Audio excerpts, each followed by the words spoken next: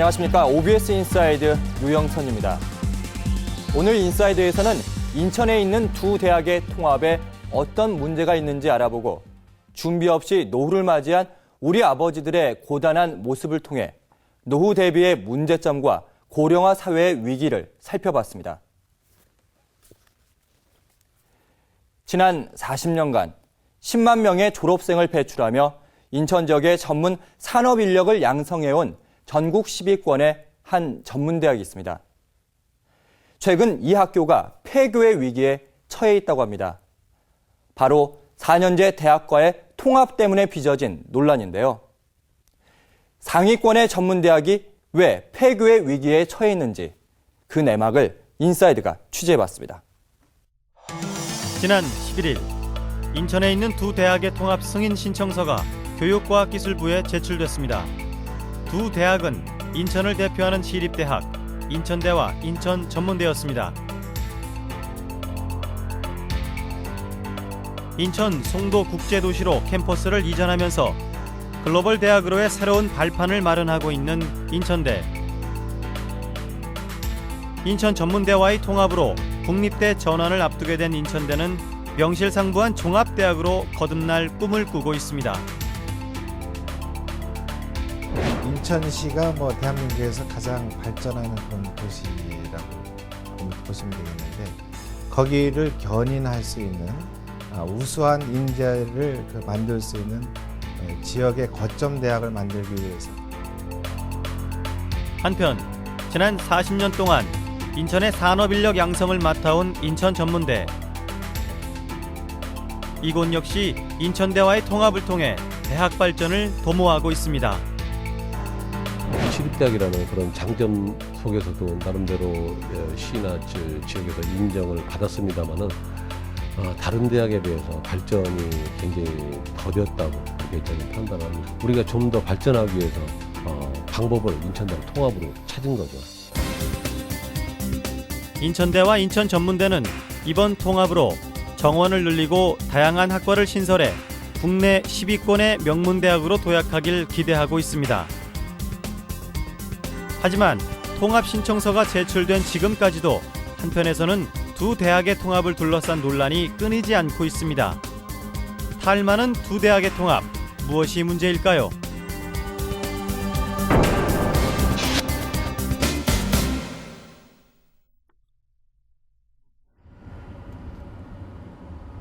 지난 9월 11일 교육과학기술부에 통합 신청서가 제출되던 바로 그 시각, 인천전문대 본관 앞에선 대학 통합을 반대하는 이들이 천막농성을 벌이고 있었습니다. 인천대와의 통합으로 모교가 폐교된다는 소식에 달려온 졸업생들이었습니다. 이거는 인천의 또 명문 전문대학입니다. 사실은 이게 전체적으로다가 우리가 대한민국 전체로 봐도 우리가 5위권에 드는 학교거든요. 전문대로서는. 그리고 역사가 40년 역사고. 그런데 왜 우리가 멀쩡한 전문대를 갖다가 왜 이걸 갖다가 인천대 밑거름 삼으려는지, 동문의 의견도 들어본 거 없고 학생 의견 들어본 것도 없고 일방적으로 추진해 나가는 겁니다. 지금 이게.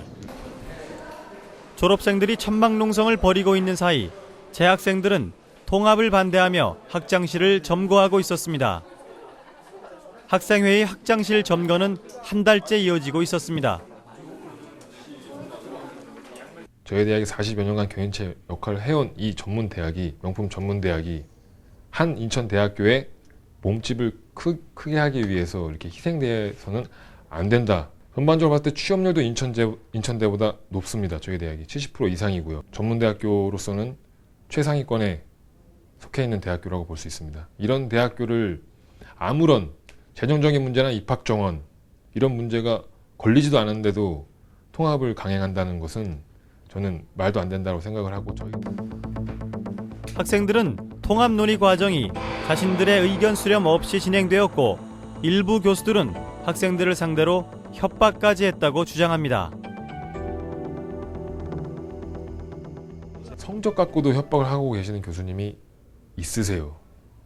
한 분도 아니고 여러 분께서 통합이 된다고 했을 때 너희들은 인천대학교로 안 데리고 간다, 이런 말까지 하고 계시는 교수님이 계신데, 그런 망발을 하고 계시는 교수님이 계신데 그 학우들은 그런 말들 때문에 교수님들의 그런 한마디 그 협박성 멘트 때문에 의견 피력도 못하고. 통합 논의에 대한 불만은 학내 곳곳에서 터져나왔습니다. 가장 큰 논란이 된 것은 교직원들을 상대로 한 기명투표였습니다. 무기명 비밀투표로 의견을 수렴한 인천대와는 달리 인천 전문대는 기명투표로 교직원들의 찬성을 강요했다는 것입니다. 초등학교도 반장 선거를 갖다 기명으로 하지 않는다고 생각합니다. 저희는 대학교 직원입니다. 그리고 다 올바른 어떤 판단을 할 수 있다고 생각을 합니다. 교수님들도 교수 투표를 하게 돼 있는데 교수님들도 의견 수렴만 했습니다. 똑같은 방식으로 기명으로. 그리고 니네 통합 반대하면 끝까지 반대에 대한 책임을 져라.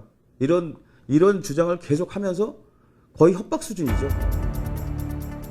기명투표 결과 과반수 이상의 교직원들이 통합에 찬성하는 것으로 나왔습니다. 하지만 교직원들은 기명투표의 특성상 자신의 의견을 제대로 표현할 수 없었기 때문에 이번 투표 결과는 정확한 의견이 반영되지 못했다고 주장합니다. 기명투표에 보면 그 양식을 보면 무슨 과, 몇 급, 이름, 서명, 그다음 찬성, 반대 이렇게만 돼 있습니다. 그런 상태에서 과연 누가 자유롭게 찬성, 반대를 할 수 있겠습니까? 시에서 온 공무원들도 너무나 답답해 이런 방식이 어딨냐고 하면서 찬성표 던졌다. 이런 식의 얘기를 너무 많이 들었고 실질적으로 그렇게 했습니다. 그렇다면 집행부에서는 왜 무기명 투표가 아닌 기명 투표를 실시했을까요? 국회법을 보니까 투표 방법이 전자투표가 우선입니다. 전자투표를 하게 되면 전자투표는 기명 아니겠습니까? 이름이 뜨게 돼 있으니까. 우리도 우리 학교 운명을 좌우하는 거기 때문에 정정당당하고 떳떳하게 자기 이름을 걸고 자기가 찬성을 했으면 찬성한 만큼의 책임을 지고 반대를 하면 반대한 만큼 미래의 책임을 지자. 학교 측의 해명에도 불구하고 통합을 반대하는 측에서는 이런 강압적인 통합 진행 배후에 인천시가 있다는 주장을 제기하고 있습니다.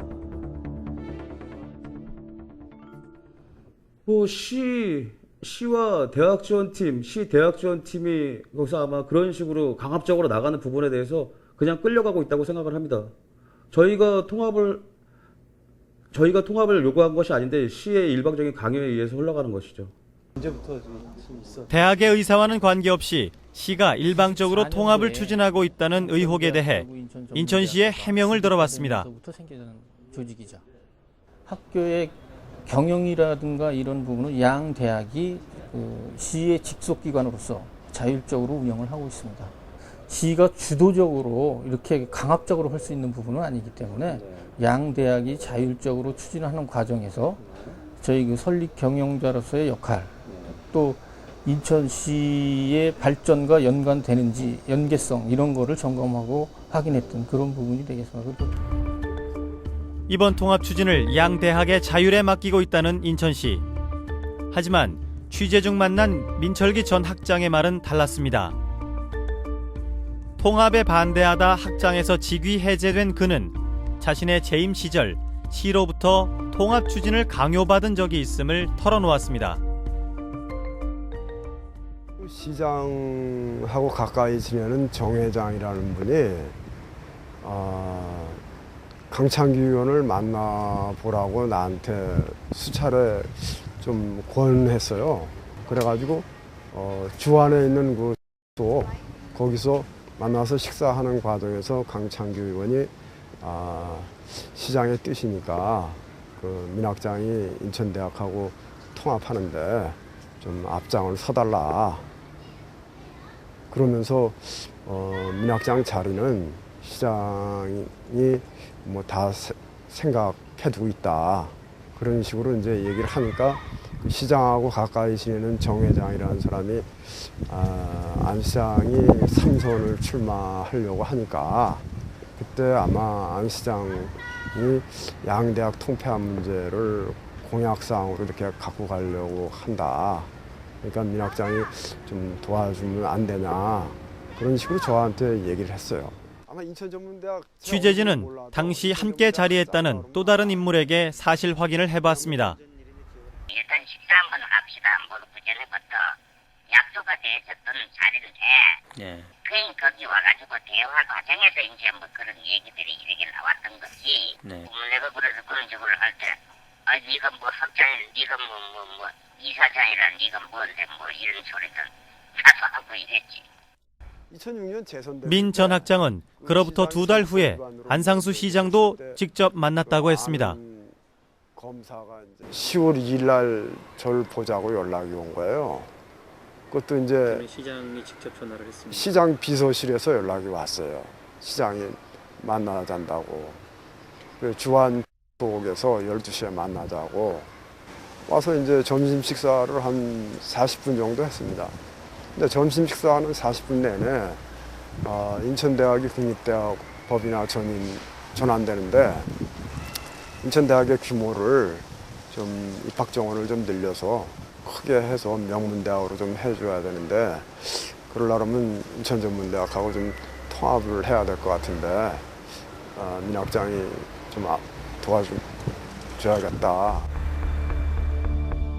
안상수 시장과 만났다는 음식점을 찾아가 당시의 만남을 확인해 봤습니다. 혹시 여기 시장님 자주 오시잖아요. 자주 있어 내가?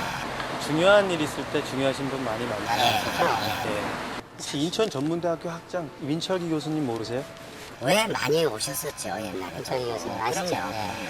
10월 2일에 시장님이랑 점심 식사하셨다는데 기억나세요? 글쎄 기억이 자신 있게 기억을 내가 할 수가 없네.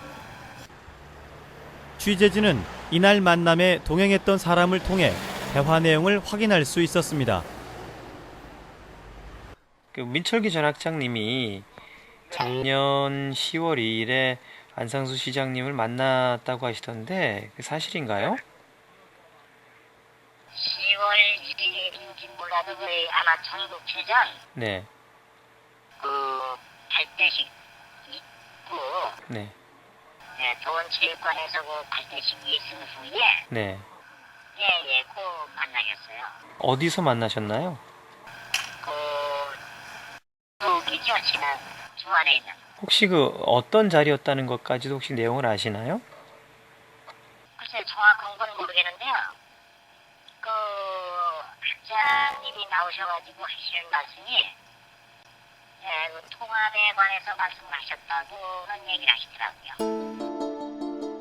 취재를 진행할수록 인천시와 안상수 시장이 두 대학의 통합에 관여하고 있다는 의혹을 지우기 어려웠습니다. 그렇다면 왜 인천시는 인천전문대를 인천대에 통합시키려 하는 것일까요? 인천시의회의 한 의원은 그 이유가 개발 사업과 관련이 있다고 주장했습니다. 아니, 저 본 의원이 생각할 때에는 지금 인천대학이 떠나고 나서 그 지역을 재개발해서 이익금으로 신캠퍼스 3,500억을 갚아야 됩니다. 그 돈을 충당할 수 없어요 지금. 그럼 인천대학이 떠난 부지에 가지고는 절대적으로 투자자가 나타나지 않습니다. 왜? 평수가 적어서. 그래서 전문대학하고 통합시켜서 전문대학 부지까지 해야지만 이루어지거든요. 흥망은 거기에 있습니다. 인천시는 지난 2006년 인천대와 인천전문대가 위치한 인천시 도화동 26만 평 일대를 개발하기 위해 인천대를 송도로 이전하고 인천전문대를 재배치하는 등 도화지구 재개발 사업을 2012년까지 마무리할 계획이었습니다. 하지만 현재 인천대만 송도로 이전했을 뿐 개발은 지지부진한 상황입니다.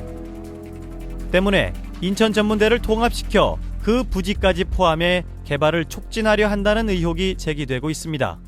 도화지구 개발 계획은 그게 어떻게 됐던 거예요? 네, 지금은 원점으로 돌아섰습니다. 이게 왜 못하고 있는 겁니까? 돈이 없으니까 못하겠죠. 돈 있는 사람이 투자를 안 하니까. 왜? 그 조그만 땅덩이 가지고는 안 되니까. 사업성이 없는 겁니다. 사업성이 없으니까 안 붙죠.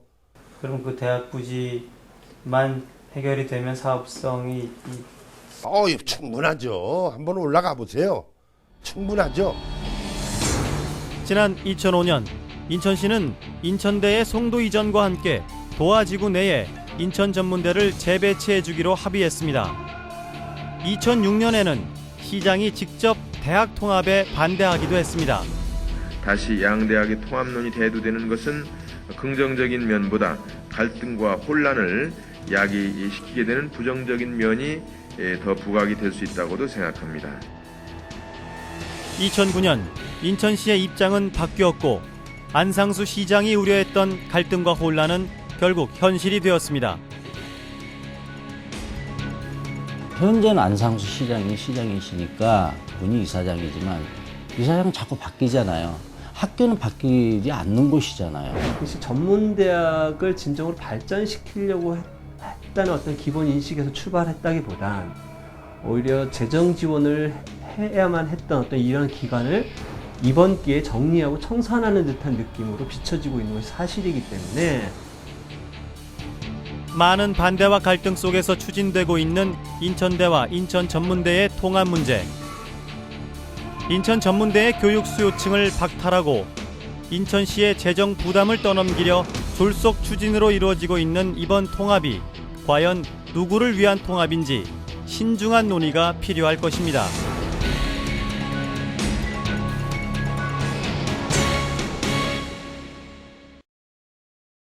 취재 결과 지금까지 드러난 것은 3가지입니다.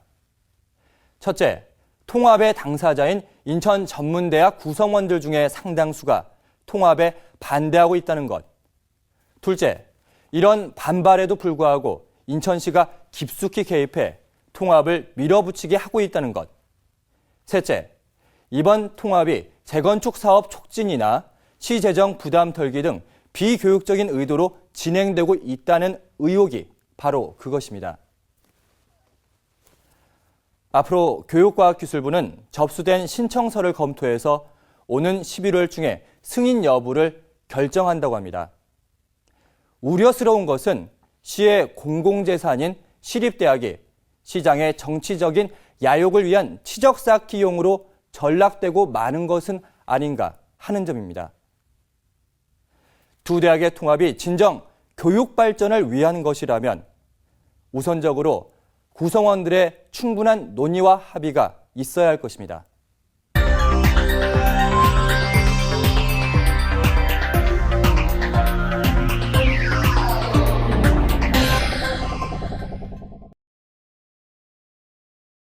열심히 일해서 자녀들 공부시키고 정성을 다해 부모를 모시던 우리네 아버지 어머니들은 지금 어떤 모습으로 살고 있습니까?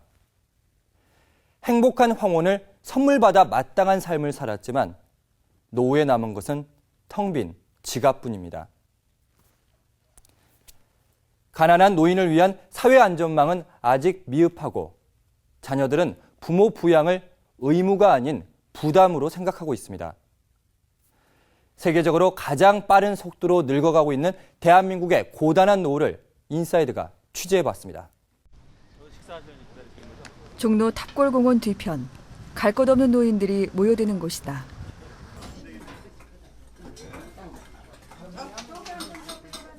무료 급식소에서 식사를 마치고 나오는 이창환 할아버지. 올해 77인 할아버지는 이곳에서 노후를 보내게 될 줄 몰랐다고 했다. 남 되면 그냥 장사하고 그래서 돈 잘 벌었어. 근데 그때 내가 여기 다니니까 사람들이 밥 얻어 먹으라고 섰더라고. 허리 꿇어져. 얼마나 어려우면 저렇게 참 서 있는가. 참 사람으로서 생각할 적에 우습게 봤는데 오늘날 내가 이 줄에 서서 밥 얻어 먹고 생긴다니까. 전이 셋이나 있는데 자식도 소용없어. 왜 소용없냐면 부모에 대한 관심이 없는 것 같고 어느 날 우리 아들 하나가 와서 아버지 어떻게 할까요? 뭘 어떻게 해요? 그랬더니 죽으면 화장을 할까요? 매장을 할까요? 그 소리 하려고 왔어. 자식들에게 손 벌리기 미안해 할아버지는 신문을 주워 판다고 했다. 휴지 넣는 비닐에서 돈을 꺼내 보여주는 할아버지. 얼마 있어요 지금? 6천. 신문을 주워 모았다는 할아버지의 용돈. 신문은 이제 지하철을 다니면 새벽에는 있어요. 버리 쓰고 그냥 보고 내비리는 것도 좋고 또 내가 또 아는 데 가서 가면 신문 모아서 이렇게 주는 사람도 그래서 있고. 얼마 정도 버시나요? 하루 한 5,000원 벌죠. 그 돈으로 뭐 하세요? 그 돈으로 내일 또 만나요. 예. 그 돈으로 하루 저기 원당까지 올라오면은 마을버스 왕복 차비 1,400원 꼭 들어가요. 그리고 뭐 술 한 잔씩 먹으니까 막걸리 한 잔씩 먹고 어쩌면 없어. 더 나이가 드시면 어떻게 하실 생각이세요?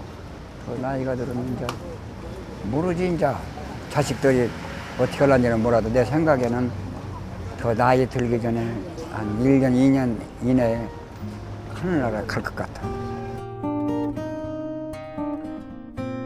준비 없이 맞은 노후는 가난하고 힘겹다.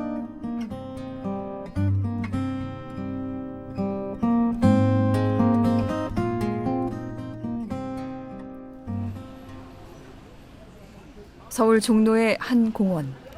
이곳에 모인 어르신들은 젊은 날 자신의 노후를 준비해두지 못했다.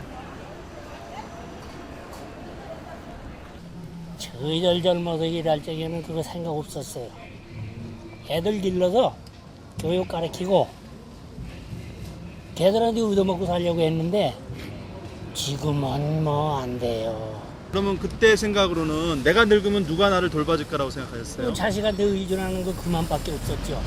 그거 길러가지고 교육시켜가지고 결혼시켜서 성취시킨 나오면은 이제 내가 걔한테 얻어먹는다는 이제 그런 의도였죠. 젊었을 적 당신들이 부모를 부양했던 것처럼 당신의 자녀들이 그렇게 해줄 거라 믿었던 것이다. 그런데 세상이 변했다. 못 살아도 이건 무시한다는 그런 의무감 때문에 그냥 못 살아도 모신 거예요. 그러나 자기의 장래 문제에 대해서는 전혀 안 생각하죠. 이제는 우리도 이제 각오를 하고 시대가 변했다. 아들 원망하지 말자. 손 벌리지 말자. 차라리 이게 낫다 이거예요. 그게 낫지. 아들놈들 원망하자 보냐. 저들 또 살으려고 그러는데 그 못 살게 막 가가지고서 야, 나 돈 없어 생활비 줘. 뭐 이런 말을 한두 번을 했을지 모르지만 그 이상 창피해서도 모르는 거예요. 돈은 없고 시간만 많은 노후. 흐르는 시간을 견딜 뿐이다. 뭐 수입이 어디가 있습니까? 뭐 아무것도 없어요 지금. 장사도 안 되고 아무것도 안 됩니다. 다 포기해버린 거예요. 그러니까 이런 데 와서 시간 되면 밥이라도 하나 공짜 먹고서 그냥 이어떼고 시간 가고 못 오고 전부 그래요. 그날 하루하루 지낸다는 것이 굉장히 그 절망 속에서 사는 거죠. 그냥 어쩔 수 없이 사는 거죠.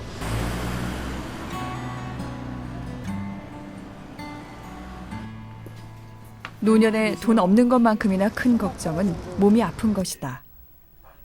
올해 83인 최희화 할머니는 얼마 전까지 방에 누워만 지냈다. 아유, 다 죽는 줄 알았어요.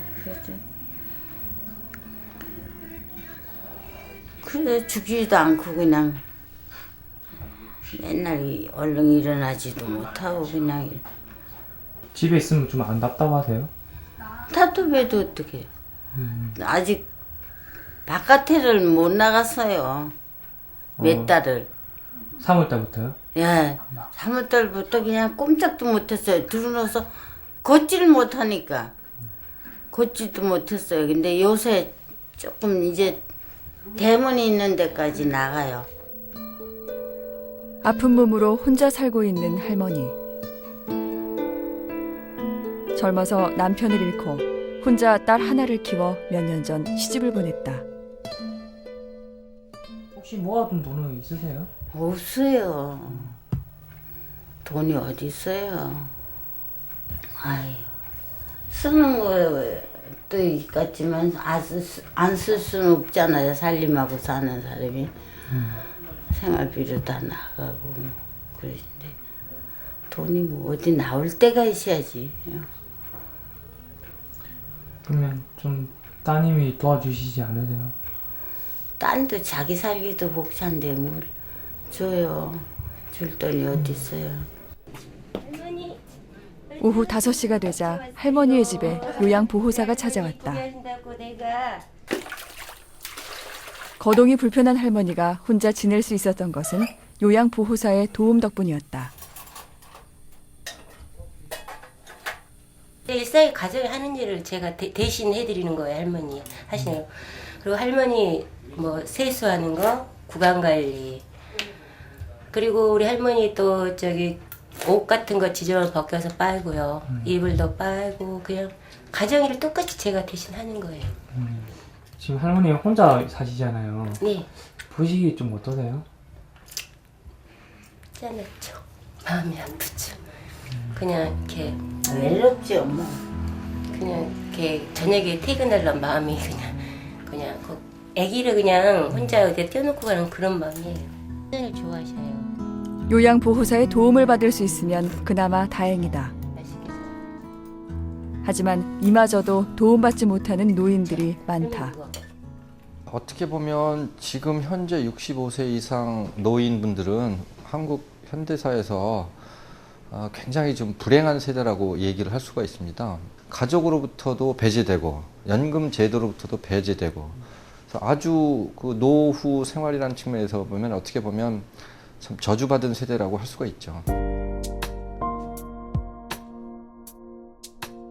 OECD가 최근 발표한 2009년 연금 보고서에 따르면 우리나라 65세 이상 노령 인구의 소득 수준이 30개 조사 대상 국가들 가운데 최하위권인 것으로 드러났다. 2008년 65세 이상 노인 가구의 절대 빈곤율은 여성 가구주와 아동 가구주의 절대 빈곤율을 크게 앞질렀다.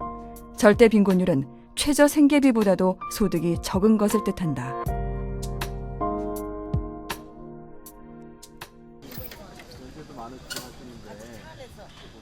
우리나라의 노인들은 왜 이렇게 가난한 것일까? 글쎄요, 그게 생각을 못했죠, 그때는. 왜? 우선 애들이 많으니까 애들 우선 굶지 않고 남만으로 그렇게 갈치도 못하더라도 어느 정도는 그래도 갈치했었다는 심정으로 이 살림이나 애들 키는 것만 신경을 썼지 저 죽하고 노후에 내가 노후 대책해야겠다는 것은 생각도 못 해본 거죠. 결국에 그 젊은 시절은 다 가버리고 이제 늙어지니까 일도 없지. 또 자기들마저도 이제 또 성공이나 했으면 부모님 그것도 용돈이라도 주는데 아직까지 그런 애들은 없고 그래서 참 막막해요. 건축 일을 오래 했던 할아버지는 가끔 일을 해서 용돈벌이를 한다고 했다. 하루 용돈은 얼마나 쓰세요? 해석권 안 나오거든요. 회습관 하나 있어요. 그 점심은 어떻게 하실 거예요?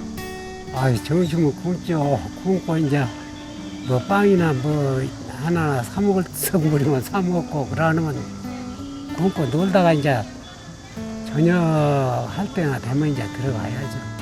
도리가 없으니까 먹고는 싶지만은 넘어가지 먹을 수는 없는 거 아니에요.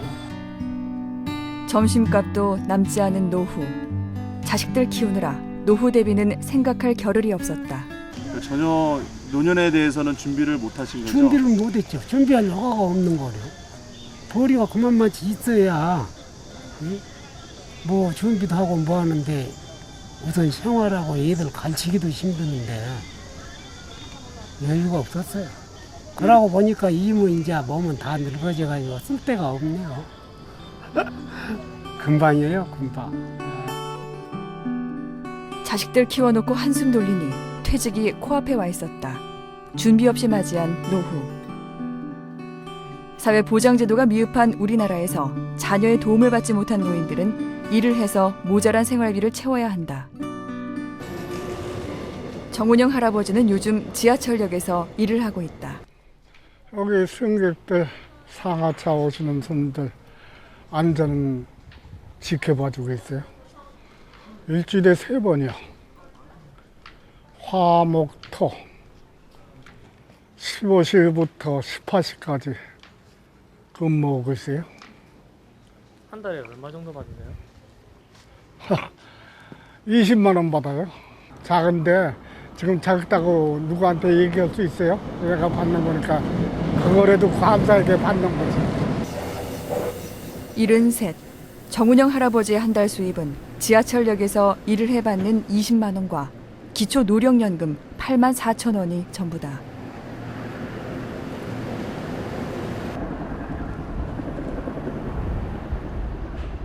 일이 없는 날, 할아버지는 집 근처 산에 오르거나 집에서 하루를 보낸다. 요즘 몸이 아픈 할머니는 거의 대부분을 집안에서 지낸다고 했다. 그냥 부업거리 있으면은 부업 조금 하고 요새는 요새 없으면은 요새는 또 그것도 경기 타서 없어요.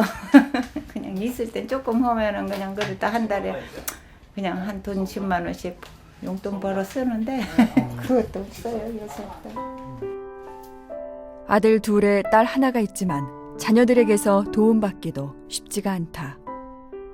없는 자식이 더 잘 못해줘요. 아니 그건 확실해요. 큰아들은 살 만큼 살아요. 그래도 나 몰라라 하는데 그래도 작은 거 하고 딸내미는 나머지 큰아들은 잘 살라고 집까지 마련해 줬는데도 그러니까 내가 힘들어도 그거는 그래도 큰아들이니까 해줬어요. 그래도 딸하고 저것들은 그냥 나무 새빵살이 사는데. 몇 년 전까지 시어머니를 모시고 살았다는 할머니. 하지만 자식들도 그렇게 해줄까? 시어머니 돌아가신 지가 6년, 지금 6년 됐거든요. 92에 돌아가셨네. 그러면 나중에 좀 연세가 더 드시면 이 자식분들이 어머님을 같이 분양을 할까요? 그 전처럼? 글쎄 모르겠어요. 그거는 못해.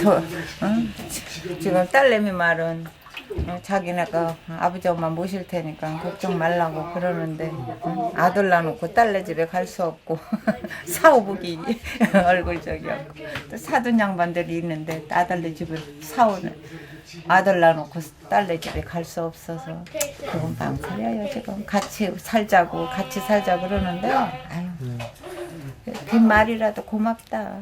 같이 있는데 같이 살자고 하는 게 고맙다고 그렇게 얘기하죠. 노부모 부양에 대한 국민들의 의식은 빠르게 변화하고 있다. 통계청의 사회의식조사에 따르면 10년 전에는 국민 중 열의 9이 노부모 부양을 가족의 책임으로 생각했지만 최근에 올수록 그 수는 점점 줄고 있다. 대신 가족과 정부, 사회가 같이 책임져야 한다는 의견이 늘었다.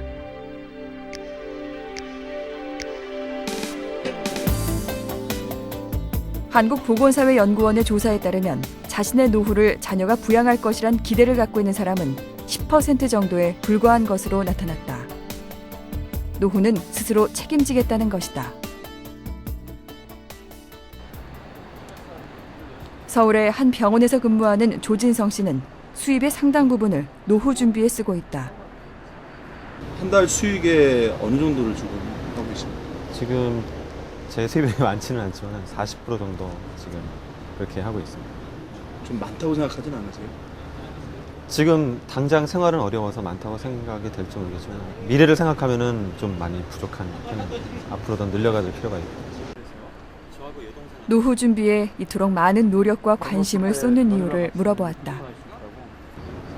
어른들이 들으시기에는 좀 안 좋게 들으실 수도 있지만은 어른들이 저 자식 세대들에게 투자를 많이 하시고 해서 자식들을 키워놨는데 이제 그 어른들의 삶을 경제적인 부분을 자식들이 떠안아야 하지 않습니까? 그렇기 때문에 어른들도 불편하고 자식들도 불편하는 그런 시기가 지금 시기라고 생각을 합니다. 그러니까 저만이라도 제 후대에게 저에 대한 그 부양의 부담을 안기고 싶지 않기 때문에 재테크에 대해서 관심을 많이 가지고 있는 것이고 그리고 그렇기 때문에 또한 자녀 계획도 많이 고민되는 부분이고요. 자식에게 올인하느라 준비 없이 노후를 맞이한 아버지 세대를 되풀이하고 싶지 않았다고 한다. 우리 아버님 세대들의 재테크는 사실 구체적인 목표는 그닥 없었다고 생각이 돼요. 자식에게 모든 게 집중되어 있었기 때문에 자식이 곧 재테크라고 생각이 되셨던 것 같고요. 우리 세대는 다르죠. 예전에 이제 자식은 소비의 어떤 대상뿐만 아니라 투자의 대상이었거든요. 나의 어떤 노령 층이 됐을 때 어떤 보험의 역할, 아들이나 딸들이 이제 용돈도 주고 일부 부양도 해주고 뭐 이런 것들을 기대한 어떤 투자의 대상이었는데 그런 개념이 급격하게 약화되고 자식한테 어떤 그런 부양의 의무를 지워주기 싫어하고 동거도 오히려 공식적인 서베이에서는 회피하는 이런 행태들도 이제 마구 나타나고 있거든요. 양준혁 씨 역시 노후는 스스로 챙겨야 한다는 생각이다. 양준혁 씨를 모시는 거를 원하지 기대하거나 그러진 않나요? 네, 그런 거는 기대하지 않고 있고요. 왜냐면은 저 같은 경우도 지금 부모님 모시기가 쉽지 않은 상황인데 똑같을 것 같거든요. 왜냐면은 그런 것도 좀 있어요. 자식한테 맡긴다면 제 뜻대로 사는 거에 있어서 많이 또 제약을 받을 것 같거든요. 경제적으로 안정이 되는 사람도 자기가 하고 싶은 걸 하고 할 수 있는 만큼 하는데 그게 안 되면은 뭔가 좀 주눅도 들어있고 끌려가기도 하고 그러더라고요. 저는 그게 싫어요. 그와 같은 생각을 하는 사람은 많지만 실제로 노후 준비를 하기란 쉽지가 않다. 주위에 좀 많이 있나요? 생각보다는 없어요. 그러니까 저 지금 직장 동료들하고 얘기를 해봐도 그런 걸 준비하기보다는 당장 이제 뭐 앞에 급한 것들 있죠. 예를 들어서 결혼이면은 결혼 자금이라든지 아니면 주택 구입 자금 그런 걸 해서 뭐 많이 그렇게 그냥 하고서 뭐 그걸 계획적으로 하는 게 아니라 일단 해놓고 뭐 어떻게 하고 뭐 이런 식으로 하고 있거든요. 노년 준비에 대한 필요성에 대해서도 과거 세대에 비해서는 이제 상당한 인식을 가지고 있습니다. 그렇다 하더라도 실제 어떤 준비 상태는 뭐 크게 이제 전체적인 평균으로 보게 되면 달라지지는 않은 것 같습니다. 지난해 말 서울복지재단에서는 35세에서 59세까지의 서울 시민을 대상으로 노년 준비 실태를 조사했다. 지난해 노년 자금으로 얼마를 투자했냐는 질문에는 10% 미만이란 답변이 가장 많았다. 전혀 투자하지 않았다는 응답자도 12.8%에 달했다. 노후 생활에 소요되는 어떤 비용도 저희가 이제 그 조사를 해봤는데 평균 한 월 245만 원 정도가 들 거라고 본인들은 예상을 하더라고요. 그리고 그걸 이제 종합적으로 해서 총 이제 소요되는 비용을 조사한 결과 약 한 5억 2천만 원 정도가 소요된다고 평균적인 값이 그렇게 나왔습니다. 최근 한 투자 회사가 8개국의 은퇴 준비 상황을 조사한 자료에 따르면 우리나라 직장인들의 은퇴 준비가 다른 나라에 비해 부족한 것으로 나타났다. 한국의 직장인들은 은퇴 이후 은퇴 직전 소득의 62%가량이 필요하다고 생각하지만 실제 얻을 수 있는 소득은 41%에 불과하다는 것이다. 차이를 메울 방법은 은퇴 후에도 일을 해서 돈을 버는 것이다. 송경희 할아버지는 지난해 은퇴를 했다. 남들에 비하면 직장에 오래 다닌 편이지만 요즘 또다시 일을 하고 있다. 하고 있는 게 평균 한 3, 4, 50만 원. 열심히 하면은 한 50만 원. 뭐 그렇지 않고는 한 40만 원, 30만 원 뭐 이래요. 여기가 사실 영세민이다 보니까 집에서 뭐 자식들이 용돈 한번 제대로 주는 사람 별로 없어요. 그러니까 이제 그 용돈을 자기네들이 보태 쓰고자 하는 거니까 뭐 그렇게 그래서 일들을 주로 하려고 그러죠. 여기 할아버지는. 지금은 퇴직금으로 생활하고 있다는 송 할아버지. 세 자녀가 있지만 자녀들의 도움은 받고 싶지 않다고 한다. 이제 그 애들한테 뭐 내가 큰 돈이 있어서 도와준 것도 없고 내가 나를 생각할 때는 내 자신이 그 애들한테 요구할 만한 자격이 없다고 나는 그렇게 생각해요. 왜냐하면 아무것도 해준 게 없으니까.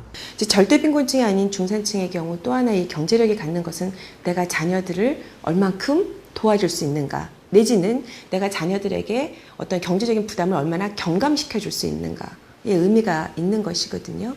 일단 가족이 있는 경우 당신의 몸이 아프시거나 생활비를 대야 되는 가족들에게 많이 미안한 것이죠.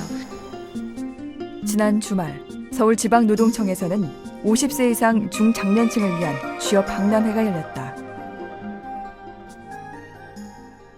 이렇게 이력서 써보시니까 어떠세요? 몰라. 오랜만에 쓰니까 모르겠어. 잘 모르시겠어요? 네. 한 5, 6년 되는데 정년 되시건 네가.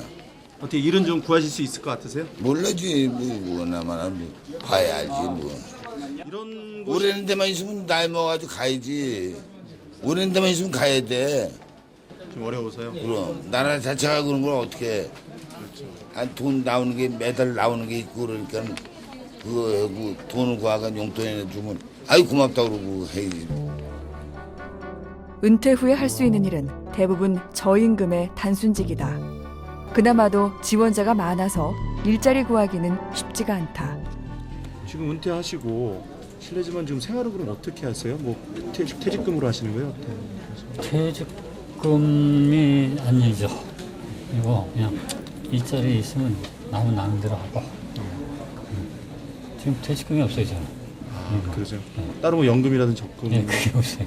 그럼 앞으로 어떻게 하실 계획이세요? 뭐 열심히 뭐 일자리 찾아보러 다니면서 일자리 구해야죠. 계속 구하시는 방법이 없잖아요. 평소에 무슨 뭐 직업 소개서나 이런데 가서 이제 알아봤는데 일자리가 잘 안 나오더라고요. 일은 하고 싶어 하시는데 네. 그 주로 어떤 일을 하고 싶으세요? 주로 뭐 나이가 많으니까 역시 그러니까 뭐 경비직 같은 거 뭐 그런 것뿐이 없더라고요. 그것도 잘 안 돼요. 또 나이가 많아서. 청소 기술직이라고 봐야죠. 50대 초반에 은퇴를 했다는 김재용 할아버지. 하지만 생활비를 벌기 위해 은퇴 후에도 계속 일을 했다. 예. 저희들 뭐 저희들 나이에 이제 뭐 저희들 어떤 전문 직업은 계속 유지하기 힘들고 이제 뭐 나이가 60이 넘다 보니까 뭐 청소나 건물 관리 내지는 단순 잡일이죠. 뭐 그런 쪽으로. 눈높이를 조금 낮춰야 된다고 얘기들을 많이 하거든요. 예. 거기에 대해서 어떻게 생각하세요? 그거는 뭐 저도 인정을 합니다.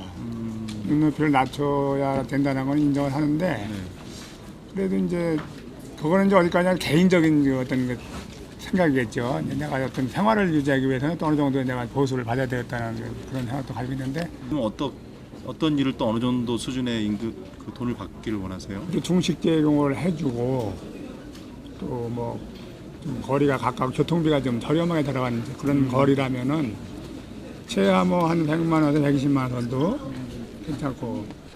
은퇴 후에도 돈을 벌어야 하는 현실. 빨라진 정년과 미흡한 사회 안전망이 아버지들의 노후를 고단하게 만들고 있다. 우리나라는 세계에서 가장 빠른 속도로 늙어가고 있다. 2008년 우리나라의 노인 인구는 500만 명, 전체 인구의 10%를 넘어섰다. 65세 이상 노인의 비중이 7% 이상이면 고령화 사회, 14% 이상이면 고령 사회, 20% 이상이면 초고령 사회다.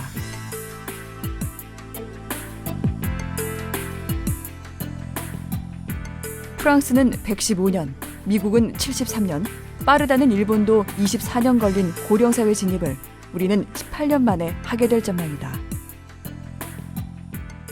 이것은 역사적으로 초유의 일이거든요.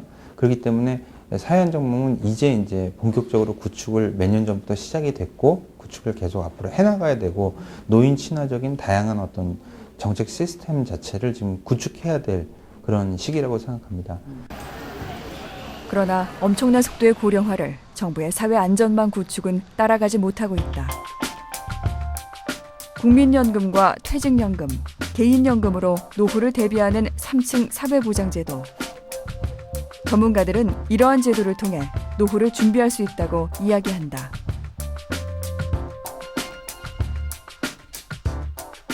선진국에서는 이미 19세기에 등장한 사회보장제도들이지만 우리나라에서는 도입된 역사가 길지 않다. 저희 나라의 3층 사회보장제도는 도입 시기가 매우 늦습니다.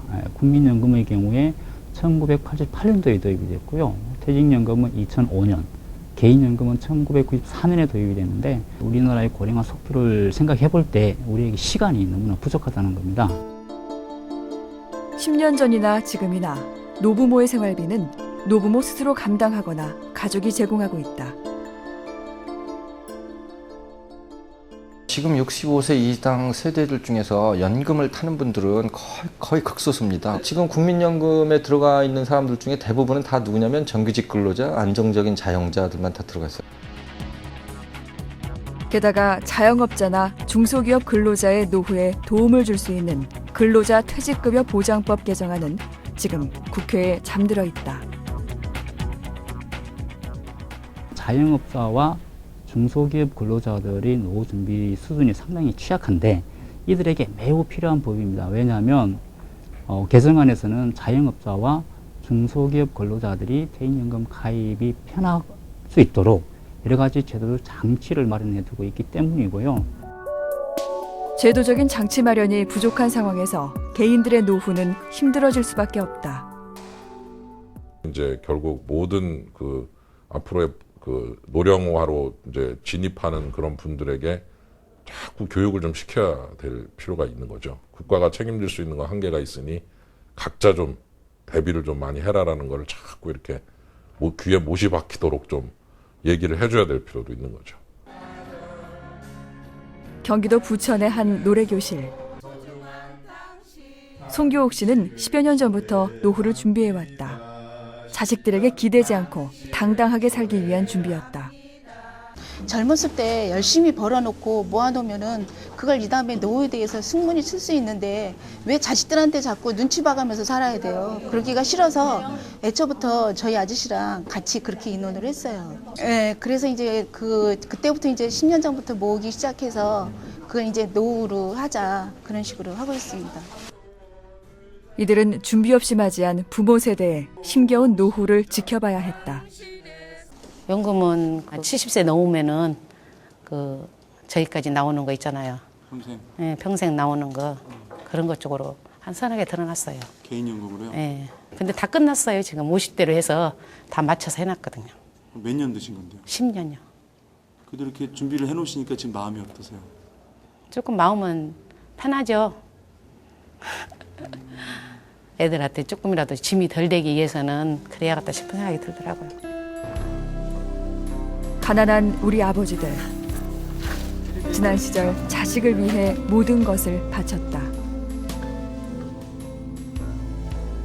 자식 사랑인 줄 알았는데 이렇게 늙고 나니 부담이 되고 말았다. 그래도 우리가 잊지 말아야 할 것이 있다. 아버지의 막막한 노후. 은퇴와 함께 비어버린 아버지의 지갑은 결코 못난 부모의 모습이 아님을 말이다. 노후 생활에 대한 설문조사를 해보면 대부분의 사람들이 풍요롭고 여유 있는 노후를 꿈꾼다고 합니다. 하지만 은퇴 후 30년 동안 여유를 누리기엔 우리의 노후 준비가 충분히 되어 있지는 않은 것 같습니다. 우선 정부에서는 필요한 대책을 마련하고 개인 역시 부지런히 노후를 준비해야 할 것입니다. 오래 사는 것이 고통이 되지 않도록 준비하는 것은 인생의 3분의 1을 좌우하는 중요한 숙제이기 때문입니다. 오늘 OBS 인사이드는 여기서 마치겠습니다.